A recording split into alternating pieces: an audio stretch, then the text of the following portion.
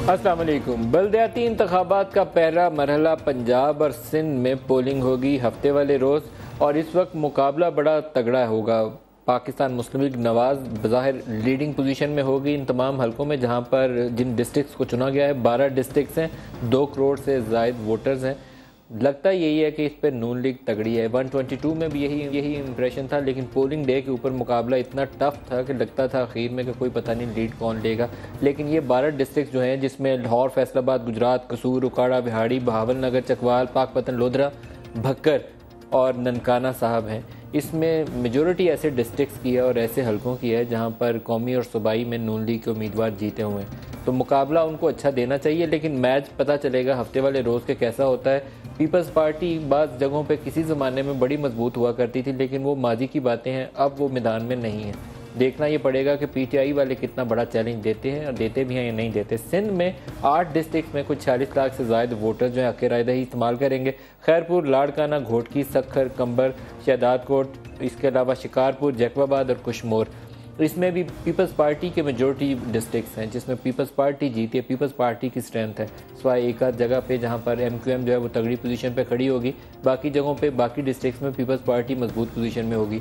तो ये कल वाले इंतखाबात मेरे ख्याल में काफ़ी एक इंडिकेटर प्रोवाइड करेंगे जिन लोगों का ख्याल ये है कि अंदरून सिंध में, रूरल सिंध के अंदर पीपल्स पार्टी की मकबूलियत में कमी आ गई है। कल के इंतखाबात लाड़काना और इन इलाकों में देखने के बाद अंदाज़ा हो जाएगा कि कमी आई है या वो रिटेन कर रहे हैं अपनी पोजीशन।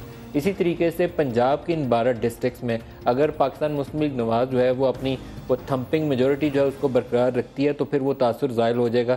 जो लोग कहते हैं कि बिजली की वजह से या उनकी मिस मैनेजमेंट की वजह से, पार्टी के इंटरनल डिस्प्यूट्स की वजह से, या फैसलाबाद के अंदर जैसे 2 ग्रुप्स नून लीग के आपस में लड़ रहे हैं, या पार्टी के अंदर और कुछ वज़रा की लड़ाइयाँ सामने आई, उस वजह से अगर उनका कोई तासुर बुरा है, या वो जो वादे करके आए थे कि 3 साल में सब अच्छा हो जाएगा, वो कुछ भी अच्छा नहीं हुआ, तो वो पता चल जाएगा कि इंतखाबात में वोटर कितना उनके साथ है और कितना उनके साथ नहीं। पीटीआई के लिए भी बड़ा चैलेंज है, क्योंकि वो कहते थे कि इंतखाबात में उनका मैंडेट चुरा लिया गया। तो बल्दियाती इंतखाबात एक टेस्ट केस है, अगर अच्छी परफॉर्मेंस दी तो वो अपनी साख काफ़ी बहाल कर सकते हैं 2018 के इंतखाबात से पहले। लेकिन अगर उनकी परफॉर्मेंस वैसी हुई जैसे कंटोनमेंट्स के इलेक्शन में थी, तो शायद फिर मुश्किल पेश आएगी आइंदा इंतखाबात में भी। आज के प्रोग्राम में हम अपने मेहमानों का तारुफ करवा के उस तरफ तो चलेंगे, लेकिन कुछ आपको दिखवाते हैं जो समा ने तैयार किए हैं बल्दियाती इंतखाबात के हवाले से। पहले ये पैकेज देखते हैं, फिर हम सवालात शुरू करेंगे। दिखाइएगा। बल्दियाती इलेक्शन के पहले मरहले का आगाज हफ्ते को होगा। अगर आपने जिक्र छेड़ ही दिया है बल्दियाती इंतखाब का, तो ये भी बता दें कि कौन कौन सी पार्टियां हैं जो इंतखाब का हिस्सा बनने जा रही हैं। बहुत अच्छा आपने सवाल किया किरण। 6 बड़ी पार्टियां इंतखाबात में हिस्सा ले रही हैं। लीगी शेर धाड़ेंगे तो तीरों की बारिश भी होगी, साइकिल भी दौड़ेगी, और बल्ले ने भी खूब छक्के मारने का प्लान बनाया हुआ है। तराजू के पलड़े भी झूलना शुरू हो गए हैं। अवामी तहरीक की बाइक भी खूब फर्राटे भरने वाली है, और पतंग का भी है ऊंची उड़ान का इम्कान। तो फिर इतनी सारी जो चीजें हैं, इनके लिए उम्मीदवार कौन है? बिल्कुल किरण, चेयरमैन और वाइस चेयरमैन की सीट पर 1807 उम्मीदवार मैदान में हैं। मैं आपको ये भी बता दूं किरण कि लाहौर में 43 खवातीन ऐसी हैं जो चेयरमैन और वाइस चेयरमैन का इंतखाब लड़ेंगी, और इंतखाबी मुहिम भी जोरों पर है। और सिर्फ लाहौर में ही 25,000 के करीब बैनर्स आवेज़। आप लाहौर की बात करें तो फिर क्योंकि सिंध में भी हो रहे हैं, सिंध के हवाले से मैं अपने नाज़रीन को बता देती हूँ, और यहाँ से नाज़रीन आपको अपडेट करूँ कि 10,087 उम्मीदवार इलेक्शन लड़ेंगे। 707 तो फवाद पहले ही बिला मुकाबला अपना ही कामयाबी का टिकट कटवा चुके हैं। तो फिर कमर कस लीजिए और वोट दीजिए। जी हाँ, बिल्कुल। अपने मसाइल के हल के लिए मैं तो बिल्कुल तैयार हूँ। बल्दियाती इंतखाबात में वोट डालूँ। जी, ये समा की रिपोर्ट थी बल्दियाती इंतखाबात के हवाले से। आज के प्रोग्राम में हमारे साथ शरीके गुफ्तगू होंगे इमरान इस्माइल साहब, पाकिस्तान तहरीक इंसाफ से हमें कराची स्टूडियो से ज्वाइन कर रहे हैं। इसके अलावा तारिक फजल चौधरी साहब पाकिस्तान मुस्लिम लीग नवाज से हमारे साथ होंगे। चौधरी परवेज़ इलाही साहब से हमने एक इंटरव्यू रिकॉर्ड किया, वो आपको सुनवाएंगे, और इसके अलावा दीगर जो एक्सपर्ट्स हैं उनसे भी बात होगी। इमरान इस्माइल साहब, आपको वेलकम करता हूँ। पहले चौधरी परवेज़ इलाही साहब से हमने जो बात की वो आपको दिखाते हैं। चौधरी परवेज़ इलाही साहब, फॉर्मर वज़ीर आला पंजाब। चौधरी साहब, आपके साइकिल की पोजीशन कैसी चल रही है गुजरात में? इंशाल्लाह ठीक है। गुजरात में सिर्फ नहीं, बाकी जिला में भी आपको इस दफा बेहतर रिजल्ट मिलेगा। अगर धांधली ना हुई तो इंशाल्लाह बेहतर रिजल्ट मिलेगा। धांधली वाली कोई चीज आपको लगती भी है या सिर्फ ऐसे ही कह रहे हैं? धांधली को तो आप देखें, मेरी बात सुने।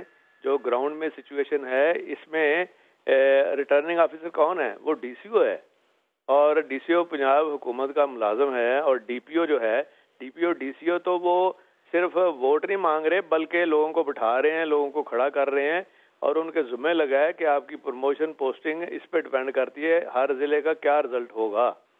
तो गुजरात में तो हमारे बंदों को तकरीबन बहुत ज़्यादा लोगों को इन्होंने पकड़ा हुआ है और झूठे केस डाल रहे हैं कि जी असले का वो लाइसेंस दिखाते हैं, कहते हैं जी ये लाइसेंस है हमारा, वो कहते हैं हम नहीं देखते अभी। तो ये सब जुबानी बातों से तो कुछ होगा नहीं, या तो कोई सबूत होना चाहिए जिसको बुनियाद बना के आप इलेक्शन कमीशन से रब्ता कायम करें। ये तो इल्ज़ामात तो हो सकते हैं, ये सबूत नहीं है। मैं खुद 83 से इलेक्शन लड़ रहा हूँ और कभी इस तरह नहीं हुआ। हमने भी अपने दौर में 2 इलेक्शन कराए थे और वहाँ दूसरे हमारे मुखालिफ भी 3 जिला में हमारे मुखालिफ जीते थे, और कोई ऐसी बात नहीं है। लेकिन ये इन्होंने इंतहा कर दिया है। मैं तो इलेक्शन कमीशन को, चीफ इलेक्शन कमिश्नर को, सेक्रेटरी को मैंने खुद बात की है और वहाँ मैंने लिख के भेजा है। और फिर डेवलपमेंट के काम इतनी तेजी से हो रहे हैं, कोई रोकने वाला नहीं। डीसीओ खुद खड़े होकर करवा रहा है, जो रिटर्निंग ऑफिसर है। डीपीओ जो है वो हमारे लोगों को पकड़ रहा है, बाकी जो है वो उसने सख्ती से कहा है कि हमने रिजल्ट लेना है। तो इन्होंने तो हद कर दी हुई है। गुजरात में आपकी पोजीशन बड़ी तगड़ी हुआ करती थी, जीत हार जो मर्जी हो, लेकिन मुकाबला तगड़ा देते थे आपके नुमाइंदे जिनको आप लोग चौधरी बरादरान खड़ा करते थे। इस दफा क्या पोजीशन? के तमाम हथकंडों और इनकी तमाम जो ज्यादती हैं उनका हमारे लोग बड़ी जवाबमंदी से मुकाबला कर रहे हैं और दिलेरी से मुकाबला कर रहे हैं। इंशाल्लाह इनको शिकस्त होगी। अब ये लोग इनको नहीं पसंद कर रहे, इनको ये समझ नहीं आ रही, लोग नहीं इनको पसंद कर रहे। तहरीके इंसाफ पीपल्स पार्टी तो पंजाब में है नहीं, क्या नून लीग को कुछ चैलेंज दे पाएगी चौधरी साहब? या आपकी जमात तो गुजरात की हद तक, बाकी जगहों पे बता दें कोई तहरीके इंसाफ से मुकाबला बनता है नून लीग का इस वक्त? ये मजे की बात है कि जिनसे मुकाबला है वो बहुत खुश हैं कि इमरान खान साहब सोलो फ्लाइट कर रहे हैं, क्योंकि उनको पता है वो हमेशा अलायंसेज की पॉलिटिक्स करके ही आगे पहुंचे हैं, चाहे कोई भी दौर हो। हमारा भी यही था कि 77 में इतने अलायंस हुए, पीएनए बना, 9 सितारे बने, तो फिर ये सारे मामलात हुए। इसके बाद फिर आईजीआई बनी और फिर इन्होंने खुद पीपल्स पार्टी के साथ जाके अलायंस किया नून ने। तो ये जब तक ये अलायंस की पॉलिटिक्स को नहीं समझेंगे और जो तजर्बाकार लोग हैं उनके साथ बैठे, जिनको पाकिस्तान की पॉलिटिक्स का पता है, स्कॉटलैंड की नहीं पॉलिटिक्स का पता, पाकिस्तान की पॉलिटिक्स को जो समझते हैं, उनके साथ बैठेंगे। ये सोलो फ्लाइट के जो इसमें ज्यादा अंसर शामिल है पीटीआई में, वो असल में पीटीआई को मेरा ख्याल है कि मुझे तो कोई मंजिल नहीं नजर आ रही। इमरान इस्माइल साहब, आप स्कॉटलैंड के एक्सपर्ट से तो बात कर रहे हैं, पाकिस्तान के इलेक्शन के जो गुरु हैं उनसे रब्ता ही नहीं काम कर रहे आप, तो फिर तो सोलो फ्लाइट में मार पिटेगी आपकी जमात को। शुक्रिया नदीम साहब। नहीं, ऐसी बात नहीं है। हमारे पास ज़ाहिर है कि एलाइज हैं, जमात इस्लामी हमारी एक बड़ी स्ट्रॉन्ग एलाई है। हम और नूरानी साहब की जो जमात है उनसे भी बात कर रहे हैं, कराची में बात क्या कर रहे हैं, उनसे भी काफ़ी हमारे सीट एडजस्टमेंट हो चुकी है। तो ऐसी बात नहीं कि हम सोलो जाना चाहते हैं ताकि हम अपना प्रोग्राम इम्प्लीमेंट करें। हम उस जमात के साथ नहीं जा सकते जिसके साथ हमारे प्रोग्राम की इम्प्लीमेंटेशन में कॉन्फ्लिक्ट सिचुएशन हो। अगर हम उस जमात के साथ जाएं जिसके साथ हमारा प्रोग्राम ही नहीं एग्री होता, तो मेरा ख्याल है कि उस तरह इलेक्शन जीतने का भी फ़ायदा नहीं होगा अगर हम अपना प्रोग्राम इम्प्लीमेंट ना कर पाएँ मुल्क के अंदर। तो वरना तो कोई जमात भी आ जाए, अगर वो प्रोग्राम आपका इम्प्लीमेंट नहीं होता तो फिर उससे कोई फ़र्क नहीं पड़ता है जीत और हार से। इस वजह से सोलो फ्लाइट के ऊपर हमने एक दफ़ा जनरल परवेज़ मुशर्रफ का भी इंटरव्यू किया था, मुझे उनकी बात जहन में आ गई। चौधरी परवेज़ इलाही का फ़िक्रा सुन के वो भी कहते थे कि इमरान खान सोलो फ्लाइट और सोलो फ्लाइट से कहीं नहीं पहुँच सकते, क्योंकि पंजाब बड़ी पावर बेस है इस वक्त नून लीग की, आप आसानी से उनको शिकस्त नहीं दे सकते। नदीम साहब, ये जो कहते हैं ना पंजाब बड़ी पावर बेस है, उनकी तो इनसे पहले किसी और की पावर बेस भी रही है पंजाब, उससे पहले किसी और की पावर बेस रही है, ज़िंदगी भर तो इनकी नहीं रही, ना रहेगी। तो लिहाजा ये इस तरह की चीज़ें आती जाती रहती हैं, चैलेंजेस होते हैं, उरूज को सवाल होता है, ये मामला इसी तरह चलते हैं। हमारा बिलीव ये है नदीम साहब कि अगर हम अपना प्रोग्राम इम्प्लीमेंट नहीं कर सकते तो हम ऐसे पावर में भी नहीं आना जहाँ पे हम अपना प्रोग्राम इम्प्लीमेंट ना कर पाएँ। अगर हम प्रोग्राम इम्प्लीमेंट कर सकेंगे तो हम उन्हीं जमातों के साथ अरेंजमेंट या कोई सीट एडजस्टमेंट करेंगे जिनके साथ मिलकर हम अपना प्रोग्राम भी इम्प्लीमेंट कर सकें। जिन डिस्ट्रिक्ट्स में पहले पंजाब की बात कर लेते हैं, फिर हम रूरल सिंध की तरफ भी आते हैं। लाहौर, फैसलाबाद, गुजरात, कसूर, उकाड़ा, विहाड़ी, बहावल नगर, चकवाल, पाकपतन, लोधरा, भक्कर, ननकाना साहब, ये कुछ 90-95% वो इलाके हैं जहाँ नून लीग का गढ़ है, क्या करेंगे आप? देखिए, मैं समझता हूँ कि मज़ा यही है कि जो गढ़ हो वहाँ पर जाके इलेक्शन लड़ा जाए और वहाँ से खातिर खा बेहतरीन रिजल्ट लाया जाए, जो कि PTI ने 122 में लाई है। और मैं समझता हूँ कि लोधरा का जो है वो जहांगीर तरीन साहब की बड़ी मेहनत है, PTI की वहाँ पे बड़ी काविशें हैं और वो वी आर लुकिंग फॉरवर्ड कि वो वहाँ पर इलेक्शन हो। ये तो इसके पीछे नून लीग छुप रही थी, स्टे के पीछे। अगर नून लीग स्टे के पीछे छुप रही है तो आप खुद अंदाज़ा लगाइए कि तो ये जो 12 डिस्ट्रिक्ट्स हैं इमरान इस्माइल साहब, इसमें से आपने सिर्फ एक लोधरा का नाम लिया है कि तरीन साहब के लिए यकीनन वो इम्पोर्टेंट है कि उनके इंतखाबात अब 45 डेज़ या किसी वक्त भी शेड्यूल आएगा तो इंतखाबात होंगे, तो आप सिर्फ लोधरा को देख रहे हैं, बाकी 11 डिस्ट्रिक्ट्स को नहीं देख रहे? नहीं जी, और भी सारे डिस्ट्रिक्ट्स की मैं आपसे बात कर रहा हूँ, इन जनरल आपसे बात कर रहा हूँ कि इसमें भरपूर मुकाबला होगा और कांटेदार मुकाबला होगा। रिजल्ट भी आप देखेंगे तो बड़े ये नेक टू नेक रिजल्ट्स आएंगे। जीत हार जो भी हो, मैं समझता हूँ कि मैं क्योंकि तहरीक इंसाफ से बिलोंग करता हूँ, मेरा बिलीव है कि हमारी जो मेहनत है और जिस तरह अवाम खान साहब की तरफ देखती है तो ये इंशाल्लाह पाकिस्तान तहरीक इंसाफ के हक में ही जाएगा पहला फेज़। अच्छा, हम आपको एक फैसलाबाद के हवाले से पैकेज है। फैसलाबाद में पोजीशन इतनी मज़े की है इस वक्त कि वहाँ पर एक कॉन्स्टिट्यूंसी ऐसी है जहाँ पर राना सनाउल्लाह और चौधरी शेर अली के आपस में मैच पड़ा हुआ है। चौधरी शेर अली के जो नुमाइंदगान है वो ओपन कर दिया उन्होंने हल्का, जहाँ लड़ाई बहुत ज़्यादा थी इनकी आपस में। चौधरी शेर अली कहते थे कि इन्होंने 19-20 बंदे कत्ल करवाए हैं। कल वो नवीद कमांडो भी आ गया, उसने कहा ये भोला गुजर इनके कहने पे मैंने मारा था। बड़ी अजीबोगरीब खौफनाक पोजीशन है वहाँ पर। तो चौधरी शेर अली के नुमाइंदे वहाँ बाल्टी से इलेक्शन लड़ रहे हैं और जो राना सनाउल्लाह के नुमाइंदगान हैं, दोनों सीटें ओपन है वहाँ पर, सारे वो यूसीज ओपन हो गई हैं। वहाँ जो राना सनाउल्लाह के हैं वो हीरे के निशान से लड़ रहे हैं, बाकी जगह तो शेर का निशान है, लेकिन इस खास कॉन्स्टिट्यूंसी के अंदर एक बाल्टी और एक हीरा है। और इल्ज़ामात की नोयत मैंने आपको बता दिया कि 20 बंदे मारने का इल्ज़ाम है राना सनाउल्लाह के ऊपर। तो वहाँ पे एक पैकेज है, हमारे पास एक रिपोर्ट है, हमारे नुमाइंदे हैं मुदस्सिर नज़ीर साहब, ये अपडेट कर रहे हैं फैसलाबाद की सिचुएशन के ऊपर। जी दिखाइएगा। नून लीग का गढ़ माना जाता है। नून लीग को यहाँ पर सख्त मुश्किलात का भी सामना है क्योंकि यहाँ पर दो धड़े हैं, एक शेर अली ग्रुप जिसे मेयर ग्रुप भी कहते हैं, जबकि दूसरा धड़ा राना सनाउल्लाह ग्रुप का है। राना सनाउल्लाह के जो हामी हैं वो 31 अक्टूबर को हीरे के इंतखाबी निशानात से जो है वो लड़ेंगे, जबकि आबिद अली के जो हामी हैं वो बाल्टी के निशानात से यहाँ पर लड़ेंगे।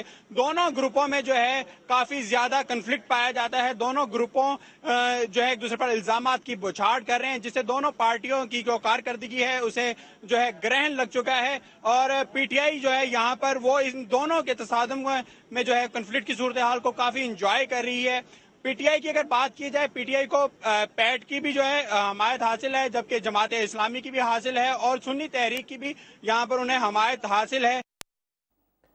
जी मुदस्सिर साहब, बहुत शुक्रिया आपका। एक ब्रेक ले लें, ब्रेक से वापस आते हैं तो बाकी डिस्ट्रिक्ट की भी बात करेंगे और मेहमानों से भी बात करेंगे। हमारे साथ रहिएगा।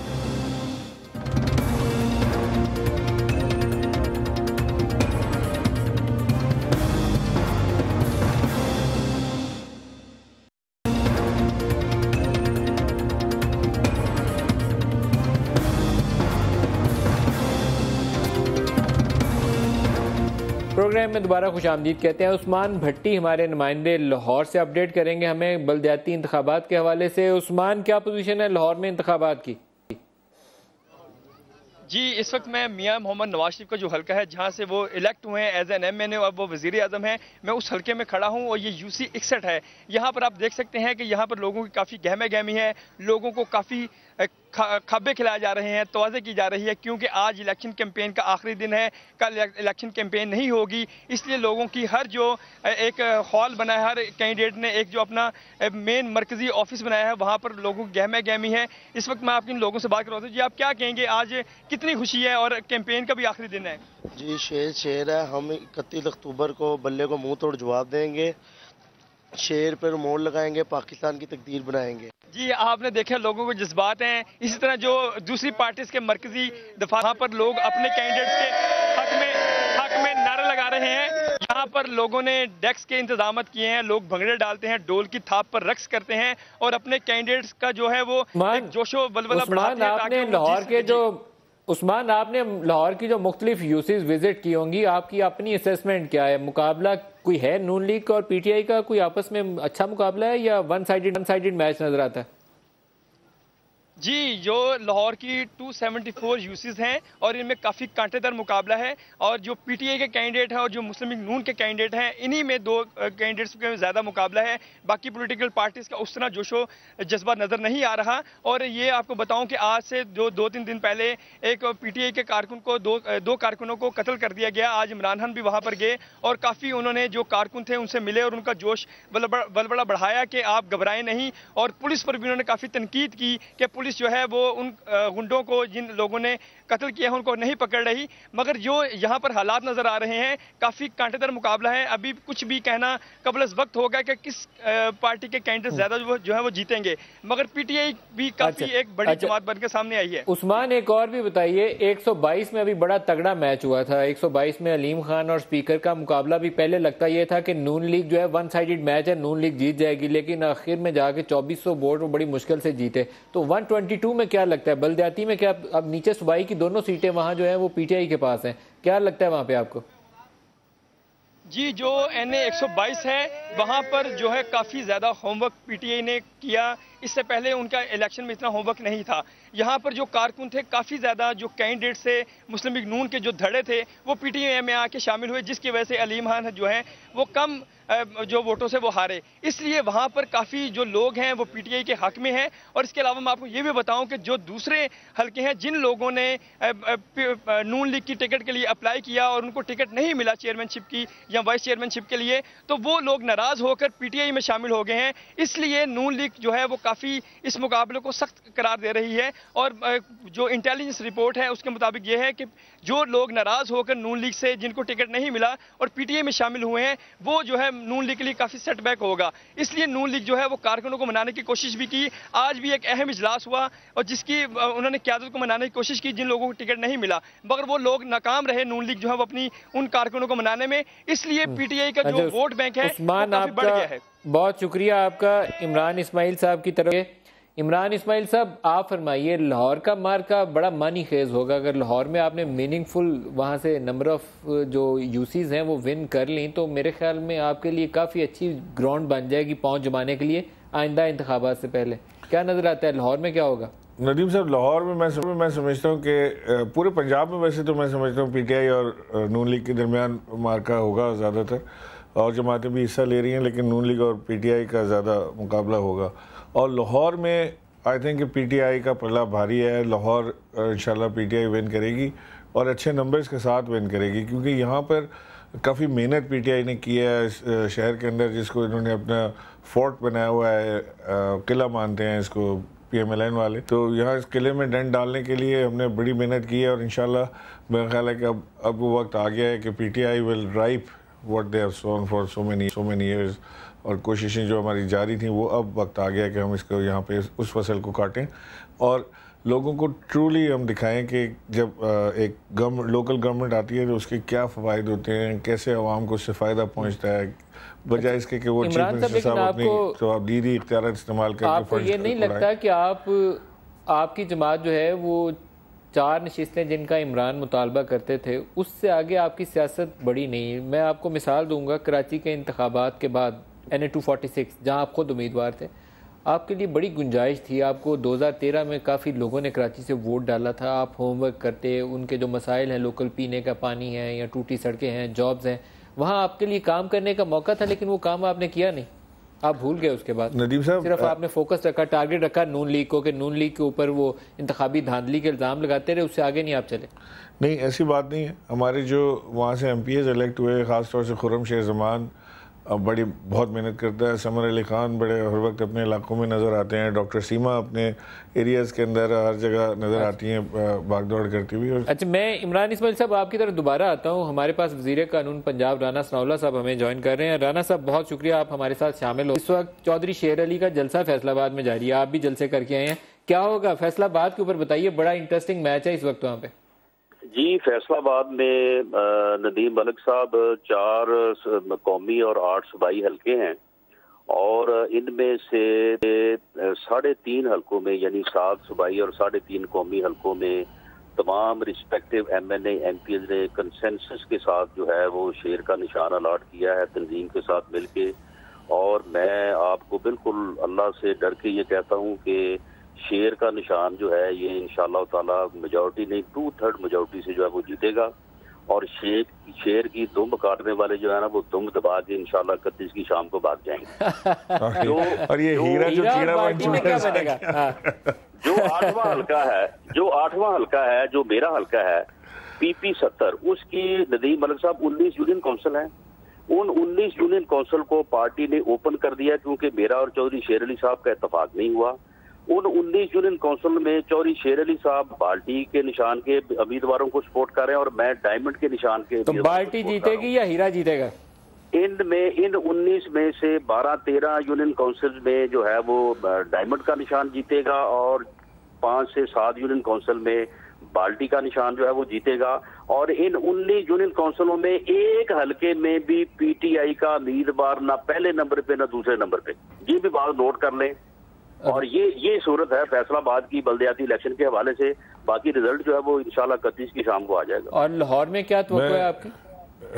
लाहौर को मैं जितना फैसलाबाद को जानता हूँ उतना लाहौर को नहीं, लेकिन लाहौर की जो रिपोर्ट्स हैं उसके मुताबिक जो है लाहौर में बड़ी कंफर्टेबल मेजॉरिटी जो है वो PMLN लेगी इन बल्दियाती इलेक्शन। इमरान इस्माइल साहब का दावा यह है कि इनकी जमात PTI जो है लाहौर में अक्सरियत हासिल करेगी। जी बिल्कुल, अगर इलेक्शन से एक दिन पहले इमरान इस्माइल साहब या मैं ये कह दूं कि हम अक्सरियत हासिल नहीं करेंगे तो फिर तो इलेक्शन तो फिर आज ही हो गया। इमरान इस्माइल साहब आप बताइए। मैं ये कहना चाहता हूँ कि फैसलाबाद की जो बात की है राना साहब ने, जो इस वक्त हीरा लाल स्टाइल में बात करेंगे या वो जीतेंगे या बाल्टी जीतेगी, मैं they have already lost it. ये इलेक्शन हार चुके हैं, इनके अपने इतने मसाइल हैं वहाँ पे। ये अगर राना सनाउल्लाह साहब से मैं जान की अमान पाऊँ तो अर्ज़ करूँ किसी को ना भिजवा दीजिएगा मुझे टपकाने के लिए। ये कोई इन्होंने हीरा शीरा कोई नहीं जीतना। ये वहाँ से टोटल आप देखिएगा ये फैसलाबाद जो है PTI ने स्वाइप कर देना है वहाँ पर। बिल्कुल ये वहाँ पे इनकी इनफाइट है और इनफाइट की वजह से कमज़ोर हुए हैं। अगर इनफाइट ना होती तो शायद कोई मुकाबला होता।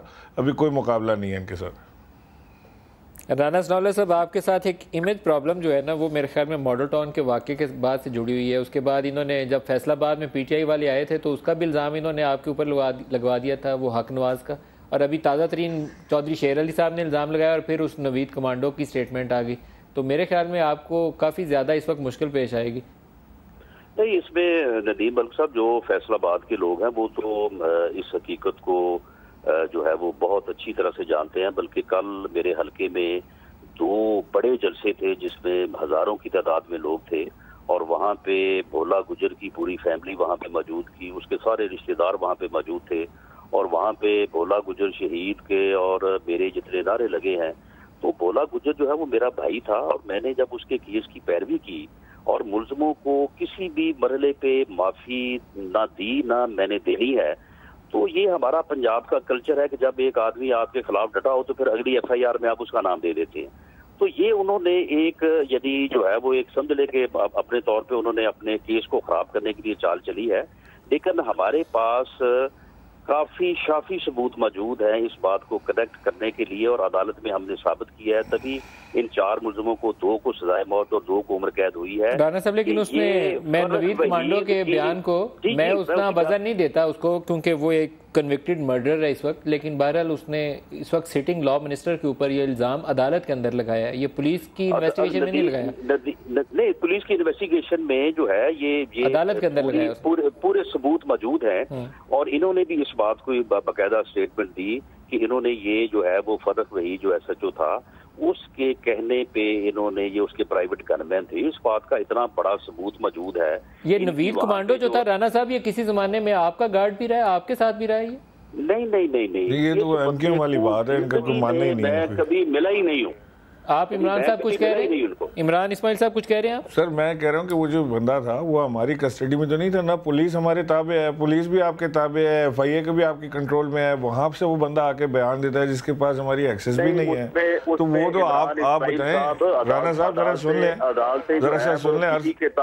आप अदालतें नहीं की मैं बात कर रहा हूँ, मैं पुलिस की बात कर रहा हूँ। पुलिस तो आपके ताबे है, वो तो 100% आपने अपना बनाया हुआ। स्टेट की मुलाजिम तो नहीं है पुलिस इस वक्त, वो तो वहाँ पे जो शाही निज़ाम है उधर से चल रहा है। और जो अबे शेर अली साहब और उनके वालिद साहब फरमा रहे हैं वो हमारे तो दोस्त नहीं हैं, वो तो आपके दोस्त हैं, आपकी पार्टी के लोग हैं, वो आपके ऊपर इल्ज़ाम लगा रहे हैं। हमारे इल्ज़ामात को छोड़ें, आप तो हमें फ़ौरन कहते हैं कि जी हम झूठे हैं, उनको भी कहें कि झूठे हैं, बेकार बात करते हैं, हटाएं, बाहर करें उनको।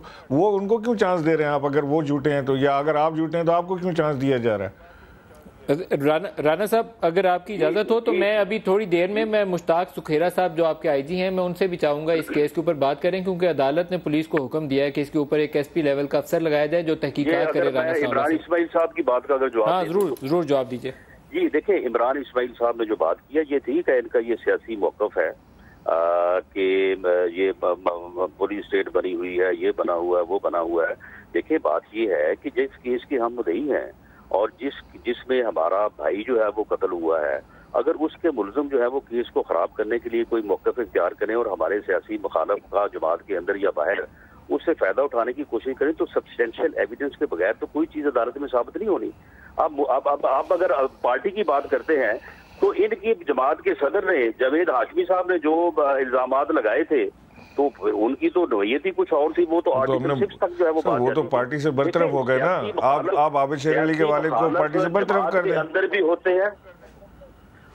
बड़ी बात ये है कि ये तो पार्टी का अंदरूनी मामला ना, बरतरफ करना या नहीं करना। नहीं, उन्होंने इल्जाम बड़ा लगाया। देखें आप देखें, जावेद हाशमी साहब ने खान साहब पे ये नहीं कहा था कि उन्होंने 20 बंदे मरवाए हैं और इसलिए मैं छोड़ के जा रहा हूँ। वो आपको कह रहे हैं कि आप कातिल हैं और उसने 20 बंदे मरवाए हैं। उससे बड़ा इल्जाम, अरे उससे बड़ा इल्जाम हो नहीं सकता जो आपके ऊपर लगा है। आप तो किसी आप पहले अपने इल्जामात को साफ करके आए, उसके बाद आप दूसरे के ऊपर उंगली उठाएं। वो 20 लोगों के नाम तो बता दें। कौन से 20? मैंने तो इमरान इस्माइल साहब ये बात 2 लफ्जों में खत्म की थी कि उनका उम्र के जिस हिस्से में है उनका ज़हनी तवाज़ुन जो है वो दुरुस्त नहीं है, वो इस किस्म की गुफ्तगू जो है वो करते रहते हैं। ये सिर्फ आपने रियलाइज किया, आपकी टॉप लीडरशिप ने रियलाइज नहीं किया कि उनकी उम्र के किस हिस्से में है जो आपको हीरा और उनको बाल्टी पे लड़वा रहे हैं, उनको शेर पे लड़वा लेते आपको। फिर अगर उनको पता होता, उनको नहीं बताया आपने नवाज शरीफ साहब को कि उनकी उम्र के किस हिस्से में है और दिमागी तवाज़ुन ठीक नहीं है? बिल्कुल पार्टी को पता था। और वहाँ पे क्योंकि दोनों जो कैंडिडेट्स थे वो दोनों मुस्लिम लीग के थे, हम नहीं चाहते थे कि 2 पोटेंशियल कैंडिडेट्स में से हम एक को शेर का निशान दे दें और दूसरे को भगा दें कि जाओ जाके बल्ले का निशान ले लो।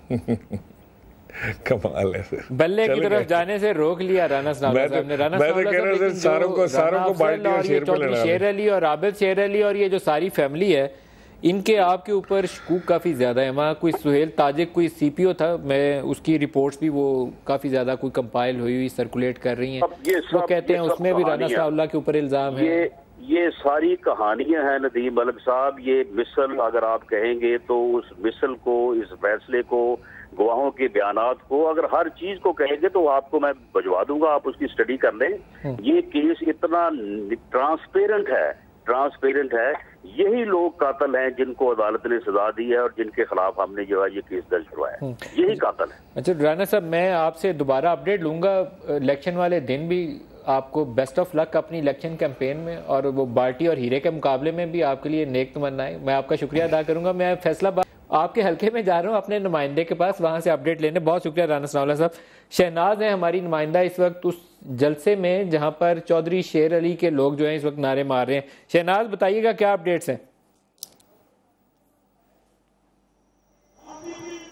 जी बिल्कुल नदीम मलिक साहब, अगर हम फैसलाबाद में बल्दियाती सूरत हाल की बात करें तो तारीख का सबसे बड़ा अपसेट यहाँ पे फैसलाबाद में देखने को मिल रहा है। बल्दियाती इंतखाबात तो एक दिन की दूरी पे कुल 346 यहाँ पे यूनियन काउंसिल है। अगर हम म्यूनिसिपल कॉर्पोरेशन की बात करें तो 157 यहाँ पे यूनियन काउंसिल है टोटल। और सबसे बड़ा अपसेट जिसकी मैंने अभी बात की है वो सबसे बड़ी सियासी जमात जो कि मुस्लिम लीग नून की है, उसमें आपस में धड़ेबाजी हो गई है। एक तरफ मेर अली ग्रुप है, चौधरी शेर अली ग्रुप है, बाल्टी जिसका इंतखाबी निशान है उसने अपने बंदे जो है खड़े कर दिए। दूसरी तरफ राना सनाउल्लाह भी उनके मुकाबले में मैदान में आगे हीरा के नाम से अपने बंदे उन्होंने खड़े कर दिए। और तीसरी तरफ जो टिकट होल्डर है शेर है। तो फैसलाबाद में जो सिचुएशन है कि शेर की खाल उतार है, शेर की दुम काटने को तैयार है। जैसा कि शेर अली ने भी बात की थी कि वो शेर की दुम काट देगा। आज भी धोबीघाट ग्राउंड में जो कि तारीखी ग्राउंड है, यहाँ पे जलसा सजाया जा रहा है वर्कर्स कन्वेंशन के नाम से। यहाँ पे जो जिला इंतजामिया की तरफ से भी मना था कि कोई भी किसी भी किस्म का जलसा नहीं होगा, लेकिन डीसीओ जिला इंतजामिया भी ये जलसा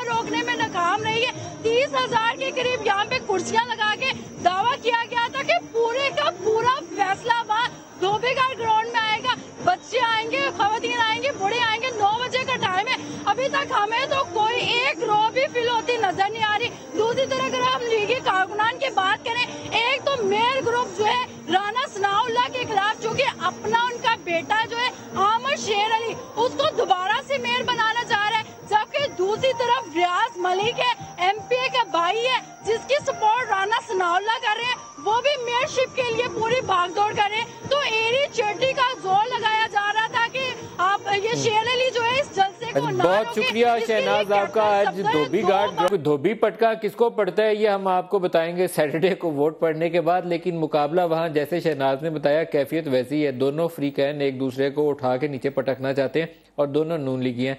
एक ब्रेक ले लें, ब्रेक के बाद आईजी पंजाब मुश्ताक सुखेरा क्या कहते हैं राना सनाउल्लाह केस और नवीद कमांडो के बयान के ऊपर, ब्रेक के बाद उसके ऊपर भी बात करेंगे। हमारे साथ रहिएगा।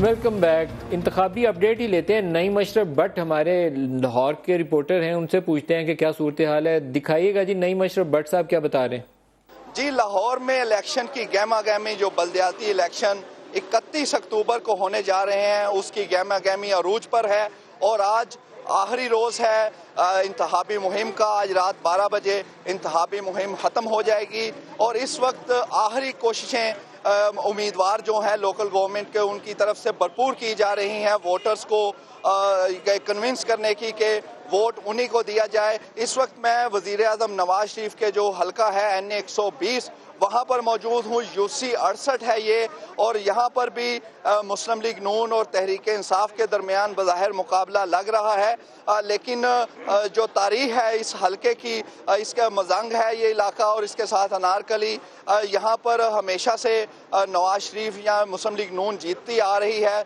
लेकिन कोई पता नहीं PTI हर जगह चैलेंज ज़रूर कर रही है मुस्लिम लीग नून को।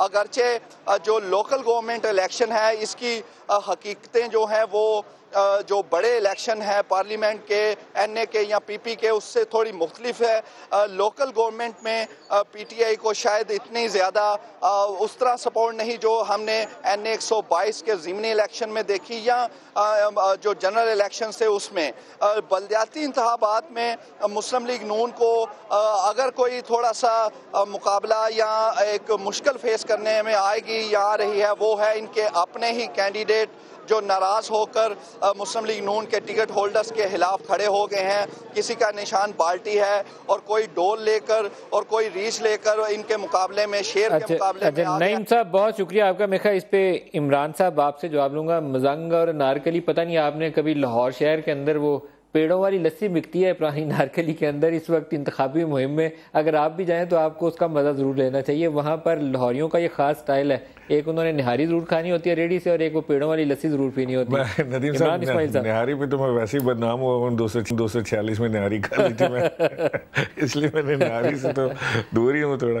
पेड़ वाली लस्सी मैंने ज़रूर ट्राई की है लाहौर में, वो मजंग में, और मैंने वो हरीस भी उनका बड़ा ट्राई किया जो सुबह 6 बजे उठ के खाने जाना पड़ता है। नदीम साहब एक मैं आपको बड़े बात बताना चाह रहा था, उस तरफ कोई बात आई नहीं। ये दानियाल अजीज़ साहब के ख़िलाफ़ मैंने एक FIR दर्ज कराने की कोशिश की थी, जो पुलिस ने इनकार कर दिया था कि वो नहीं करेंगे उसको, तो मैं उसके लिए कोर्ट चला गया था। तो आज मुझे अल्हम्दुलिल्लाह वो कोर्ट से ऑर्डर मिल गया है कि वो उनके ख़िलाफ़ FIR दर्ज की जाए और मेरा बयान रिकॉर्ड कराया जाए। तो कल मैं इंशाल्लाह जाके वो FIR दर्ज कराऊँगा और आपके चैनल के थ्रू मैं उनको बताना चाहता हूँ कि ये मैंने कर लिया है, अब जिस तरह रोक सकें वो रोक। कोर्ट ऑर्डर की कॉपी तो हमें दे दें, अगर कोर्ट ऑर्डर मैं ज़रूर मैं आपको व्हाट्सएप कर देता हूँ। अच्छा, इंतखाबात के हवाले से अगर मैं ये पूछूं कि पंजाब में क्या आपकी पोजीशन इतनी है कि एक अच्छी नंबर ऑफ सीट्स जो हैं वो आप जीत पाएँ, क्योंकि इस वक्त मुकाबला वर्चुअली आप हैं और नून लीग वाले हैं। पीपल्स पार्टी मैदान से कहीं टोटली गायब ही होगी। वो एतजाज़ एहसन साहब ने एक इंटरव्यू में मुझे कहा था कि नापैद होगी पंजाब में, वाक़ता नापैद हो गई। नदीम साहब, पीपल्स पार्टी तो खैर बड़ा मैं हैरान भी होता हूँ देख के कि जिस तरह से वो गायब हुए हैं सीन पे से। यानी एक तो वो होता है ना कि आप इलेक्शन लड़े हैं, उसके बाद रिजल्ट खातिर खाना आए, वो तो एक जगह लड़ ही नहीं रहे हैं, गायब बिल्कुल ही ना उनकी कोई लीडरशिप एफर्ट कर रही थी नज़र आती है। बहरहाल उनका अपना मसला है।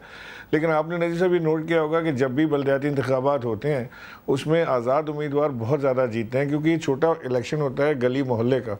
वहाँ पे पार्टी पॉपुलैरिटी से ज़्यादा वो जो बंदा जो उस इलाके का रहने वाला है वो पॉपुलर होता है, और लोग भरोसा उसके ऊपर करते हैं कि हमारे छोटे छोटे मसाइल रोज़मर्रा के ये शख्स हल करेगा और ये हमारी दस्तरस में अप्रोच में हम इसे अप्रोच कर सकते हैं।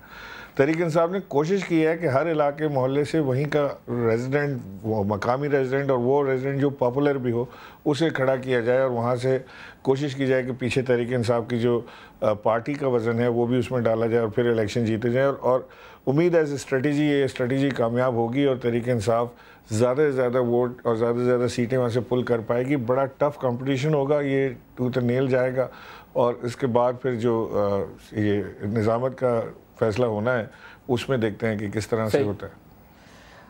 अच्छा, हम मुश्ताक सुखेरा साहब से बात करने की कोशिश कर रहे थे, हमारा उनसे रब्ता नहीं हो रहा, लेकिन मैं उनका एक अपडेट यहाँ शेयर कर दूँ।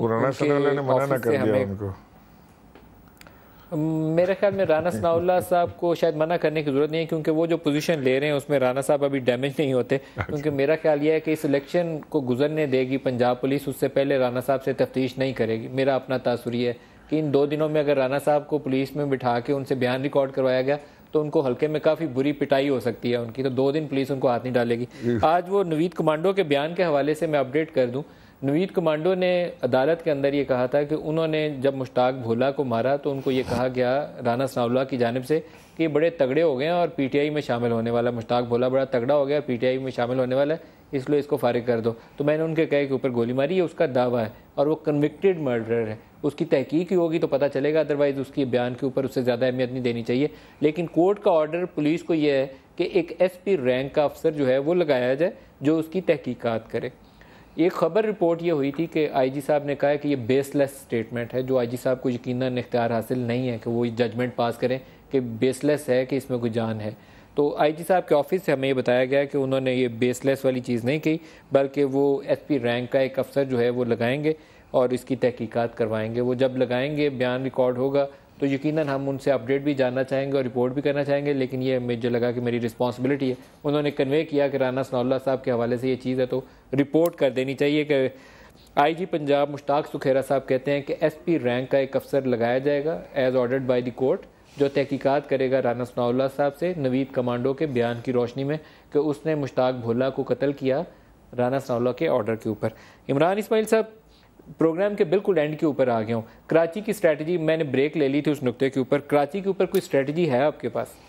कराची का तो मैंने आपको बताया ना जी, जमात इस्लामी और मौलाना नूरानी का जो ग्रुप है और साथ में हमारे पास MWM की भी सपोर्ट है।